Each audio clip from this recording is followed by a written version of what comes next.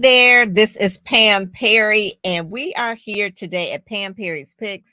One of the things I most love about what I do is promoting and amplifying and really helping people market their message. And there's this person today, Dr. Shanté Holley, that doesn't know that I've been following her for years, but there's no one that I really love more than her because we seem to have very similar values in terms of promoting and branding and all of that for ministry purposes, for real life purposes, life changing reasons. And I told her earlier, I said she reminded me of Dr. Cindy Trim, very prophetic. She helps people believe bigger. But let me just read you the formal bio before we start get going on all of this, because you'll be like, well, what is she talking about? What is she talking about? So let me tell you about Dr. Shanté, right? She is a Christian, obviously offering faith-forward approach to personal wellness, branding, and marketing through her many podcasts, online courses, and coaching programs. She's also a professor.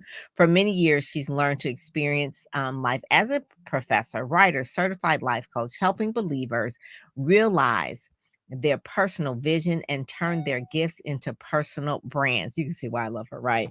If you know that you were created to fulfill a higher purpose, but you aren't quite sure how to go about it, you need to listen to this podcast today, because when I tell you this lady brings the heat,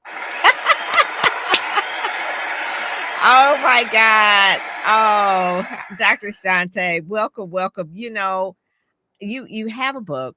Obviously, you have a book, but you have these podcasts, and Yeah, and you're hailing from Chicago. Is that correct? that's right. That's right. Sister city to Detroit. So yeah, so you're hailing from Chicago. And I have just really just admired you and your brand for many years. And give us a backstory about why or how you, I guess, really put together the marketing and the ministry and all of that together so that it was new. How long have you been doing this? This is 8 years. See, yeah. 8 years. So this is way before it became quote unquote popular to do so, so to speak.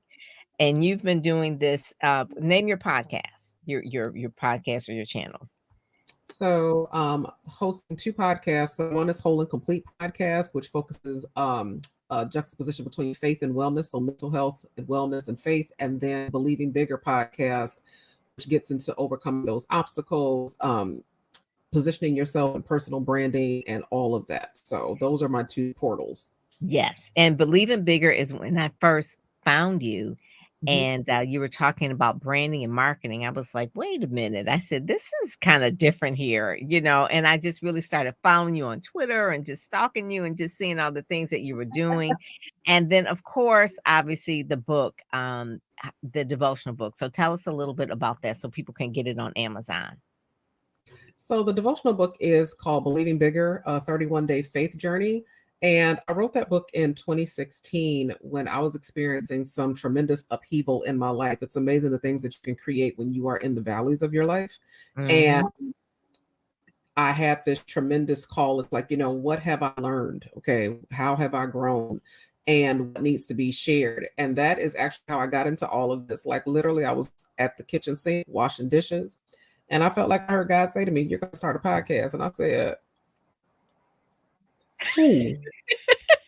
Podcast? Like, But what is what is you have that voice though. You have you everybody says that?" Yes, Everybody it is an says that. anointed voice. It really is. It caught my attention immediately when I'm scrolling through the podcast, because you remind me again of Dr. Sintram. She has that voice as well, but Nedra Tawab, I believe. Oh, She yeah. also she's a therapist and she has that type of voice. And I Karen love her. Taylor Bass, another one, she has a voice. And I always say we're born with this voice for a reason. And Yeah. Dr. Shante, you were born with that voice for a reason. So yes, I can see why at washing the dishes, God will say to you, do a podcast. Okay. Yeah, I can see that. And I'm a big believer, and I address this in the book, that when you have a calling in your life, you have to answer the call. You have to Mhm. answer the call, because I don't think we always fully appreciate the ways that our lives and our obedience to answering the call in our lives is tethered to somebody else's destiny. It's tethered to somebody else's breakthrough, somebody else's, ability to overcome. And so I said, okay, I don't know anything about this, but okay. And it's like, as soon as I said yes, the tech people came out of the woodwork. People just called me up and was like, hey, I'm looking to expand my portfolio. Is there any work, that you have? And I was like, wow. Yes, actually, I'm about to launch a podcast. And actually, when I started doing them live in front of an audience. I was doing a pod class. Yes. Mm-hmm.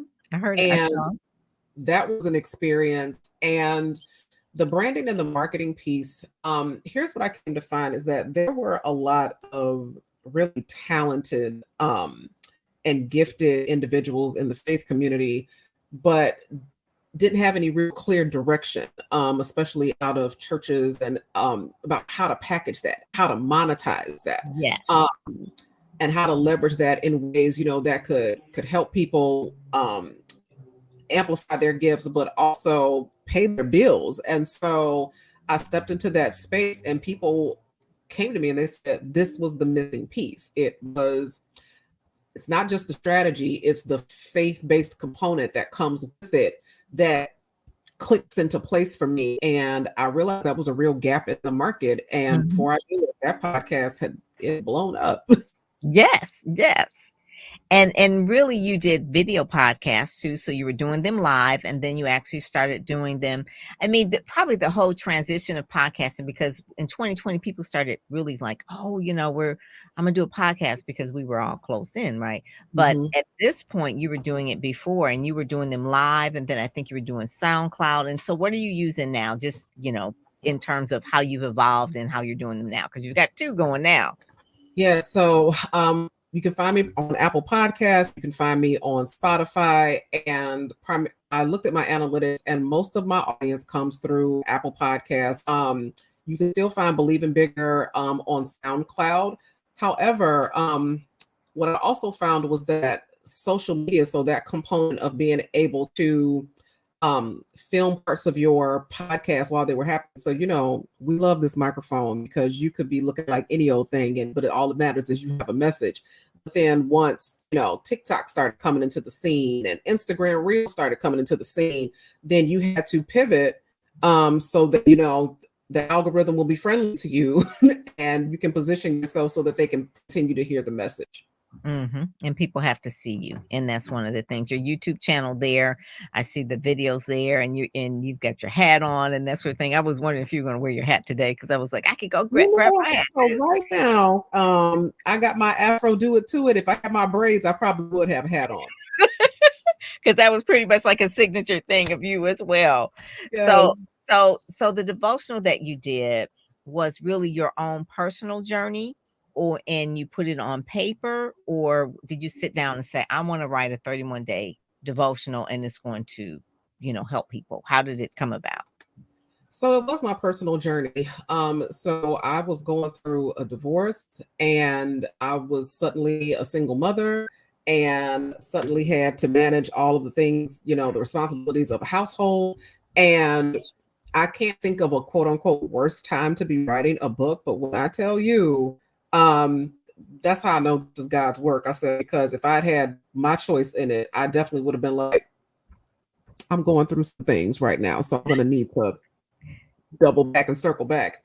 But it really was about how I came to heal in the valley. And a lot of people don't know how to do that. There's a lot of, and this is well-intentioned, but there tends to be a lot of pray and walk away. And I wanted to put some meat on the bone. I'm like, oh, this is how I actually got through these things. And one thing that people tell me all the time is that, Shanté, you have this tremendous wisdom. You have a way of taking things that are really complicated and complex and just really breaking it down to like relatable, eye level, and saying, I see your pain, I feel your pain, and this is how some practical guidance for how to navigate the pain. And I wrote it. And next thing I know, churches are telling me, they're like, we're sending this to our college students, we're putting this in the care packages, like it. And as a college professor, I teach students who don't like to read things that they don't have to read. Okay. I'm like, we can barely get them to read the textbooks. I was really skeptical, but I started getting emails from college students like, oh my gosh, I read this. This was so good. I appreciate you. I bought a couple of books for my friends. People were buying them as stocking stuffers. People still buy that book. And so, that's when you know it is really anointed. That's when you know it was something you didn't want to do. And then it's the people that you didn't think would read, right? Because they're college students, they're reading textbooks, and then they're reading this and buying that book. That is one of the things, because devotionals are really like I said, Cindy Trim's book is kind of like a devotional as well. Devotionals are really those type of books where you read them, but then you put them aside, but people are buying them and actually giving them to other people, like buying them for other people. So that is really, really cool. And so what do you teach at the college? What is your background? So I teach English composition and literature at the college, but I also teach practical psychology. And so practical psychology is about learning frameworks, the way that we learn, the way that we self-sabotage through things like procrastination, and how do we navigate and overcome those obstacles via mindset. And so a lot of the mindset work is what I bring into the podcast, is what I bring into my video content. Here's what I started to find when I had branding clients about building personal business and things like that. There was no shortage of talent. There was no shortage of gifts, no shortage of vision, but it was the mindset. It was fear. It was doubt. It was, crippling lack of confidence. And I said, okay, I could literally give you the playbook. I could give you the recipe, but if you don't have the confidence to execute it, if you don't have the faith to execute it, if you don't have the wherewithal and fortitude to see it through. And so that's when I started shifting towards the mindset work. And people said, this is what I need, because I don't think I fully realized how much of a lot of our upbringing is rooted in things like lack, scarcity. You think about some of the messages that you hear come up as a child. Money doesn't grow on trees. We robbing Peter to pay Paul and that sort of thing. And so when you hear it, you don't realize what that sets up in your subconscious mind. And what it sets up in your subconscious mind is there's not enough, there's never enough, there's not enough, there's never enough. So there's not enough clients for you. There's not a big enough audience for you. There's not enough food at the table for everybody to eat. Only certain people can get there. And you're not going to be one of those people. And I was like, whoa. We're going to disrupt this. Yeah, I have to disrupt that. And so a lot of my messaging is about disrupting those messages of lack and scarcity. I'm like, oh no, we operate in abundance. Okay, over Believe here. Bigger. Believe bigger. That's it. That was your tagline years ago when you were saying that. And one of the videos that I saw on YouTube just recently, and this was just because I went to Nidra's event, was about boundaries. And you were talking about boundaries. And I love that, because so many times when there's relationship issues, it's because someone has passed the line. They have passed over and really gone beyond the boundary where they're supposed to be. And so you kind of broke it down, and I looked and I was like, this is so good. I was like, is she a licensed therapist? Because it's like the book that she has is called Set Boundaries, Find Peace. Right? Yep, I have her workbook. It's in my room. It's right there on my shelf. There you go. It's on Amazon. You can get this one. That's it. That's the one. Because I saw that video, I was like, this is really the crux of why people have these disagreements or don't have peace in relationship, because of the boundaries. There's an expectation that people should just read your mind, right? And it doesn't happen that way. It doesn't matter how well you know someone. Someone is going to. And you said, it's up to you. You made a really good example. So you said, if your name is Daniel, and you're a Daniel at work, you're Daniel in life, but people at work want to call you Danny. Right. But it's up to you to correct the person to say, my name is Daniel. Okay. It ain't Dan, it ain't Danny, it ain't Danny-O. It's not Danny boy. It's Daniel. It's Daniel. And it's up to you to tell that person. And it's really because you're teaching English, you're teaching communication, is really being direct with the communication of what you're doing. That's really what it is. Communication, human communication. Really, it's mindset, because a lot of times people can have the skill set, but they don't have the mindset. Girl, I'm gonna shake my tambourine for you. Look, go ahead, Pam. There you go. Because you would think, I know people with PhDs, right? People who have certifications after certifications after certifications, and I was like, okay, girl, how many certifications you gonna get? Because at a certain point in time, you got to quit procrastinating. You got to get out there, shake your fanny, There it talk is. to people, There it is. and do the darn thing. And it's And I like, see that happen all the time. All yeah, the time. So two things. One, with the piece about boundaries, here's something that we don't often realize. And I can also attribute this to our upbringing because most of us were raised to be polite, yeah, right? yeah. Yes, ma'am. No, ma'am. Okay, don't make waves, that sort of thing. Mhm. And so what that has ingrained in its in its darker form is it allows people to kind of come over and trespass into places where we're not comfortable, and we don't realize that we have the power to say, I'm not comfortable. We don't realize that we have the power because we're like, oh, I don't want to hurt somebody's feelings, or I don't want to make them feel bad, not realizing that we're not responsible for other people's feelings. We're not responsible for managing their emotions. I'll say that. You can speak the truth with kindness, okay? Because otherwise that's a different thing, and that's just being mean spirited. But kindness without truth is just lies, and so we have to be able to live in truth if we're going to live authentically. And that piece about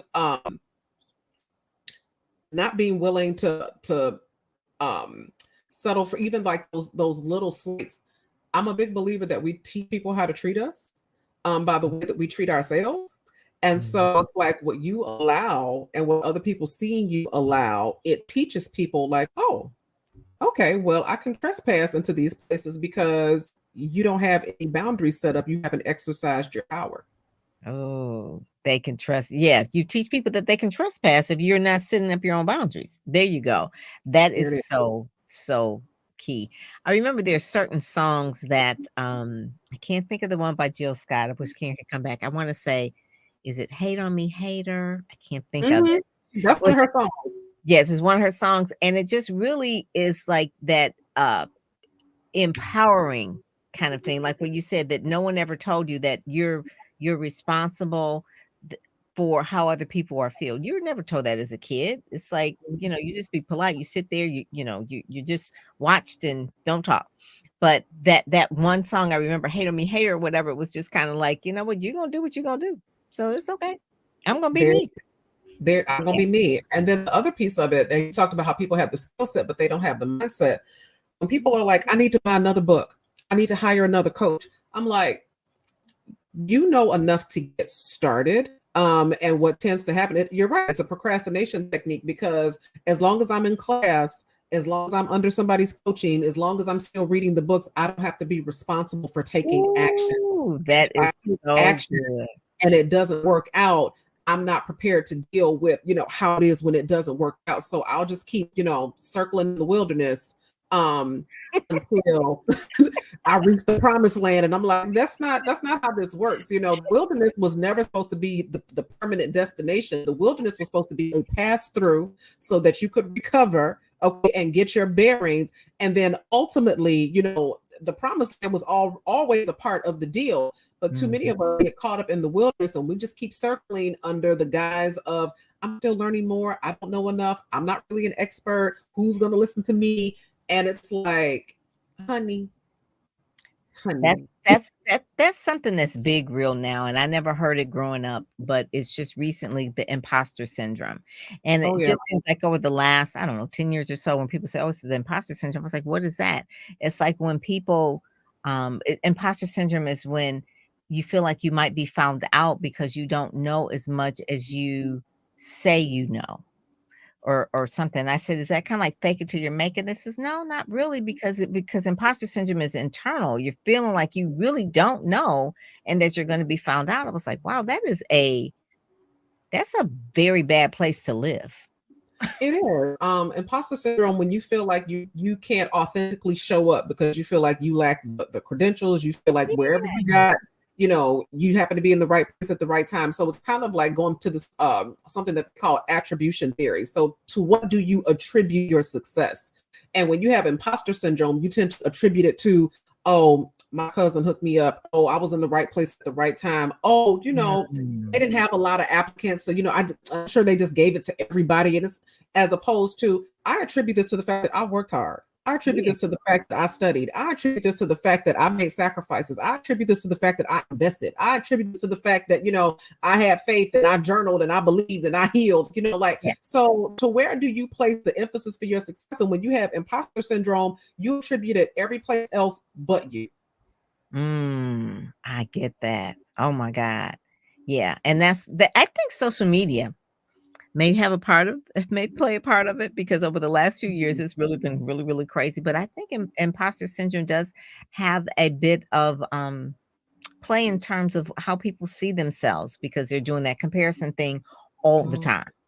All the time. Now, when I was growing up, I didn't really, if we were going to compare each other, I mean, I guess we'd have to go out or what, but we didn't have social media. We'd have to do something else. We have to talk. But now it's like you could just open up your phone and just scroll and actually compare and scroll and compare and scroll if you're going to do that. And it's like, oh my God, these people are really, really believing the hype of this stuff. This is not real. So they're just posting the highlight reel. I mean, don't they realize it? But I guess they don't. I guess they don't. They don't realize it's just a highlight reel. It is just a highlight reel. It is not going to be the everyday stuff that you see people really going through. The nitty gritty. And I learned a long time ago, because depending on where if you are not good with yourself, so this is why it's really important for you to be good with yourself, to know who you are, what you want. I literally just posted a video not too long ago about the relationship between desire, decision, and disconnect. So desire is what we want to do. Okay. Decision is what we're going to do. But where we tend to get hung up is where we get disconnected from ourselves, where we don't even know what we really want because we don't know who we really are. And the reason we don't know who we really are is because society has said you should want a big house, you should want a nice car, you should want to take fabulous vacations, you should want to be married, you should want a big family. And so if you don't know who you are and clear on what you really want, you will spend the entirety of your life out of alignment, chasing things that you don't even really want. It's like, there's nothing wrong with having a nice car. There's nothing wrong with having a big house. But is that who you are? Is that what you want? And I know so many people that do have the nice cars and the big houses and are crippled by the expense and the responsibility of it. And they're like, you know what? I would have been cool in a 1.5, 2-bedroom condo, and would have had the discretionary funds, to go and pursue other hobbies, other interests. But you are out of alignment because you're not clear on who you really are. And so when you are out of alignment and you are disconnected from yourself, you will find yourself on social media like, oh, is this what I ought to be doing? Is this the bathrobe that I need to buy? Oh, I've been influenced. Should my curtains look like that? And it's like, baby, social media can't tell you who you are. We spend a lot of time by ourselves, but we don't spend enough time with ourselves. Okay. When you are by yourself is one thing. Okay. Like by nature, like nobody's home, but with yourself is, who am I? What do I like? What don't I like? Let me try some things. Let me go some places. Let my next adventure be the discovery and reconnecting to myself, so that no matter what I see on social media, if it shoe fits, wear it. If it doesn't, I'm like, okay, that's good for him. I'm happy for them, but it doesn't trigger me in ways to make me feel less than. There you go. The things that trigger you. It really is. It is. I like what you said. You can be by yourself, but be with yourself, knowing who you are. And I just heard this not too long ago. It was Oprah. It's probably an old quote, but she said, really, success is knowing who you are and what it is that you want. Those are really, really key, because once you know who you are, what you want, you spend your life intentionally going after the things you want based on who you are. But it takes so long for people to really know who they are and be really honest with themselves. And that's why I love your podcast and love all of the things that you do, because you really are like that mirror to people, like, okay, look at this. And it may be tough, but you make people look at the things. And when you speak, again, it's your voice, it's the intonation of your voice and those kind of things that make people just really listen. And I saw one of the speeches that you gave. I think it was some people, they were just all standing on their feet, and it was like the last 30 seconds. You've been But following me forever. That was from 2014. I know exactly what you are talking about. oh my God, those women were like going crazy. I was like, oh my God, they were on their feet. You were like going in. I was like, yes, yes. And it was like, woman, thou art loose type of thing. I was like, oh my God. But those are Yeah. the things because you're so passionate about it. You're so passionate about it. And I really, really appreciate that about you. Thank you so much for just being you, Thank just being you. you because Dr. Shanté, your I'll say books, this. the things, the podcasts, the videos, and things like that. I just really, really appreciate you. So I want people to go to drshanté.com, find out all the things that she's doing. She does virtual classes, she does books, courses, all the kind of stuff like that. And, catch her and bring her to your events and all that kind of stuff. We'll find you in Speakers Magazine too. We're going to have you in there as well. Hey, now I would love that. Thank you so much. One thing that I will leave your audience with, if I can, is it's so important to have that deep understanding of self. I know the exact Oprah interview you're talking about. She said, most of the people that have succeeded, it's because they know exactly what they want.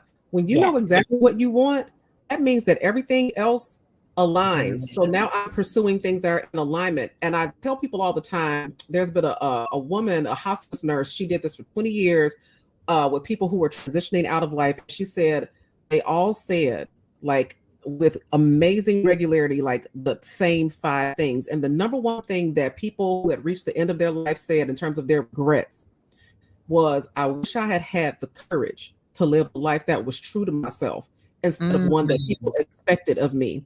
And I said, I can't think of anything sadder than that, for you to be at the end of your life and realize that it was spent in pursuit, out of alignment with who you were, what your gifts were, listening to other people, and you didn't have the courage to go forward and be who you really were. And so if you do nothing else, chase and pursue your own joy with reckless abandon and be authentic in that pursuit.